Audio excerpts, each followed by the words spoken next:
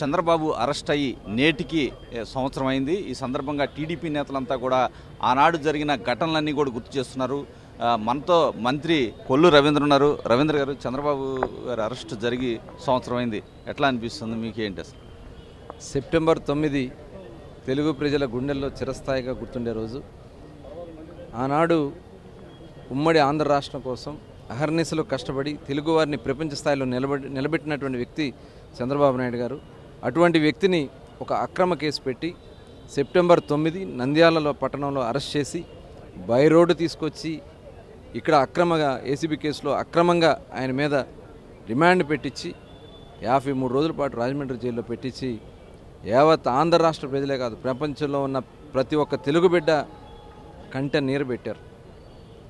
మరి ఆ మహానాయకుడిని అరెస్ట్ చేశారని చెప్పి అనేక మంది పస్తులు ఉన్నారు, అనేక మంది ప్రాణాలు కోల్పోయారు వేదనతో. కుటుంబ సభ్యులు మరి భువనేశ్వర్ గారు నిజం గెలవాలని చెప్పి ప్రజల వద్దకు వచ్చారు. అదేవిధంగా ఎక్కడ చూసినా కూడా భారతదేశంలోనే కాదు, ప్రపంచంలో 70 దేశాల్లో రాజకీయాలతో సంబంధం లేనటువంటి వ్యక్తులు కూడా రోడ్డు మీదకి వచ్చి ఆయన కోసం పోరాడినటువంటి సందర్భాన్ని మనం చూసాం. బహుశా ప్రపంచంలో ఏ నాయకుడికి ఇలా జరిగి ఉండదు. యావత్ ఆంధ్ర రాష్ట్రమే కాదు, భారతదేశం మొత్తం కూడా ప్రతి రాష్ట్రంలో కూడా రోడ్లెక్కి నినదించారంటే ఆ నాయకుడి పట్ల ప్రజలకు ఉన్నటువంటి మమకారం. ఇవాళ వాళ్ళు చేసినటువంటి పాపానికి 53 రోజులు ఒక సామాన్య ఖైదీగా ఆయన జైల్లో ఉండి నిత్యం ప్రజల గురించి ఆలోచించారు. సదుపాయాల గురించి ఏ రోజు ఆయన మాట్లాడాల, ప్రజల గురించే మాట్లాడినటువంటి వ్యక్తి చంద్రబాబు నాయుడు గారు. 53 రోజుల తర్వాత బయటకు వస్తే పండగ చేసుకున్నారు ప్రజలు. కానీ ఆ దుర్మార్గమైనటువంటి జగన్మోహన్ రెడ్డికి ఎలా బుద్ధి చెప్పాలనే దానికి 175 స్థానాలకి కేవలం 11 స్థానాలకే పరిమితం చేశారు ఇవాళ ఆంధ్ర రాష్ట్ర ప్రజలు. ఇవాళ అదే వ్యక్తి ఇవాళ విజయవాడకి 9 రోజులుగా, ఈరోజు సెప్టెంబర్ 9 అదే బస్సులో కూర్చుని 9 రోజులుగా ఎవ్వరూ కూడా కళ్ళ నీరు పెట్టకూడదని చెప్పి ఇవాళ వాళ్ళకి అండగా నిలబడి రాత్రి కూడా అర్ధరాత్రి కూడా పడవల మీద వెళ్ళి వాళ్ళకి అన్నీ అందిస్తూ కష్టానికి మీ తోడుగా నేనున్నానని చెప్పి ఒక భరోసా ఇస్తూ ఇదే కలెక్టరేట్లో ఉన్నటువంటి మహానాయకుడు నారా చంద్రబాబు నాయుడు గారు ఇవాళ ఆయన పడినటువంటి కష్టం ఇవాళ యావత్ ఆంధ్ర రాష్ట్ర ప్రజలందరూ కూడా చూస్తూ ఉన్నారు. ఏ ముఖ్యమంత్రి స్థాయి వ్యక్తి ప్రపంచంలో ఎవరు కూడా ఈ రకంగా బస్సుల్లో ఉండి ప్రజల కష్టాలు తీరే వరకు నిలబడినటువంటి పరిస్థితి ఎక్కడ కూడా చూడాలి. అటువంటి చంద్రబాబు నాయుడు దొరకడం మన అందరి యొక్క అదృష్టం. ఇన్ని చేస్తూ ఉన్నా ఇంకా దీన్ని కుట్రపూరితంగా చేయాలని ప్రయత్నాలు జరుగుతూ ఉంటే ఇంకా బాధ అనిపిస్తూ ఉంది. ఇవాళ బుడమేరు వరద అంచనాలకు మించి వచ్చింది.